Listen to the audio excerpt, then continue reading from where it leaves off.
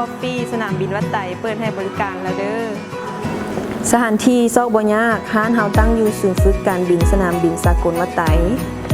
เพียงแต่ทางเข้าประตูโขงสนามบินมาประมาณ100 เมตรเบื้องขวามือจะมีป้ายร้านกาแฟซีบอท่านสามารถขี่รถเข้ามาได้เลยเหมาะให้แก่การมานั่งจิบกาแฟรอท่าเที่ยวบินเวลาทานมาหับหรือส่งแขกมี Wi-Fi ให้ใช้บริการฟรี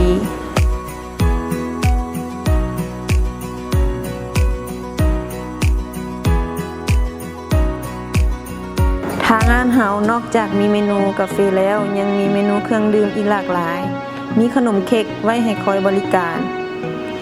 ร้านเฮาเปิดให้บริการทุกมื้อเวลา 7 โมงเช้า ฮอด 7 โมงแลง